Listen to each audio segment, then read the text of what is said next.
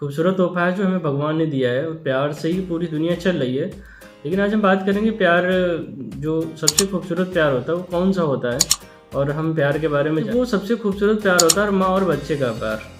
ये सार्वभौमिक सत्य है, ये ब्रह्मांड का सत्य है और इसको मतलब इससे खूबसूरत कोई प्यार नहीं होता है।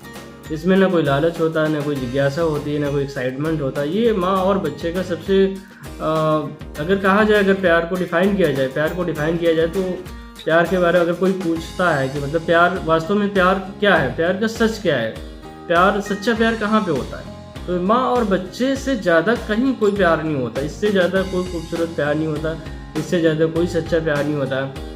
एक माँ अपने बच्चे को 9 महीने पेट में रखती है, उसके बाद वो अपनी माँ को खूबसूरत निगाहों से देखता है, उसकी तरफ देखता है जब वो स्तनपान कराती है। तो ये एक खूबसूरत प्यार का एग्जाम्पल इस धरती पे मतलब नहीं है। यही सबसे खूबसूरत प्यार होता है, प्यार पे जिसमें एक फ्रेंडशिप का प्यार होता है। हालांकि फ्रेंडशिप की अगर बात करें तो प्यार की परिभाषा अलग अलग उम्र के हिसाब से होती है। मतलब अगर आप जैसे उम्र बढ़ती चली जाती है वैसे प्यार की डेफिनेशन बदलती जाती है। आज हम कुछ बातें करेंगे उम्र के हिसाब से। जैसे पहला का प्यार है फ्रेंडशिप प्यार। जब बच्चा 8 साल का होता है, 8 साल के अबव होता है, वो दोस्ती करता है, उसके साथ अच्छा वक्त बिताना पसंद करता है और वो वक्त उसके साथ बिताता है, काफ़ी इंटरेस्टिंग होता है। और वहाँ पे उन दोनों के बीच में कोई लालच नहीं होता, कोई वो नहीं होता है कि मतलब हम लोगों के बीच क्या है, कुछ भी नहीं, एक दूसरे के साथ रहना पसंद करते हैं। तो ये जो 8 से 16 साल का प्यार होता है, इट्स ए वेरी बेस्ट और मोमेंट होता है जहाँ पे हम जीवन का शुरुआत भी होती है और नई नई चीज़ें सीखते हैं, नई नई चीज़ें समझते हैं। वहाँ से फीलिंग की कैटेगरी आती है, वहाँ से जुड़ती है और फीलिंग हमारे अंदर आती है, वो मेरा बेहतर दोस्त है, हम उसको कह सकते हैं वो मेरा बहुत अच्छा दोस्त है।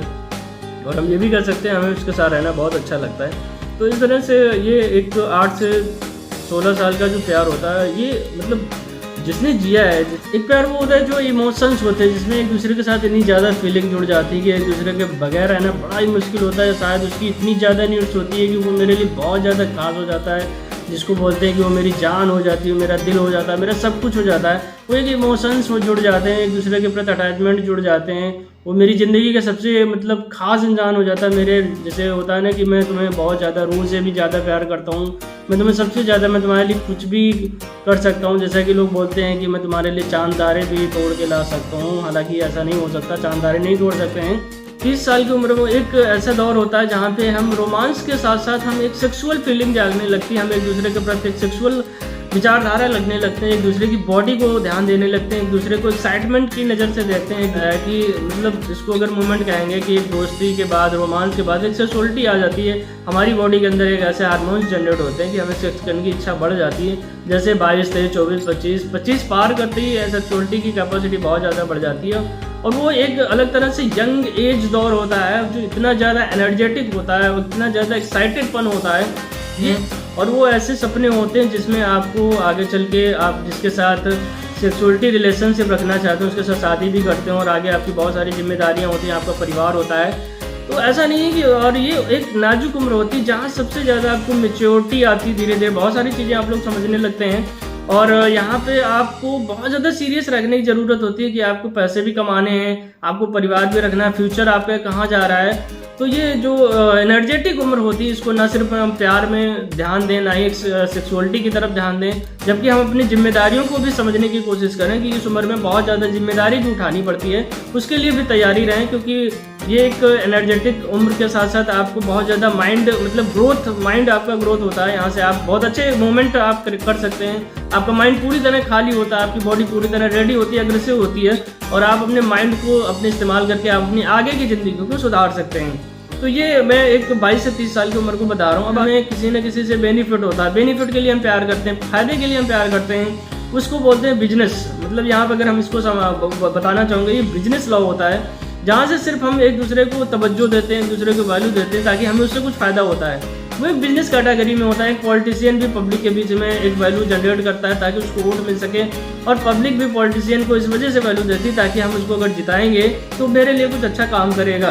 तो जो एक दूसरे के प्रति होता है, जो प्यार होता है, वो एक बेनिफिट प्यार होता है, जिसको मतलब बिजनेस प्यार भी कह सकते हो।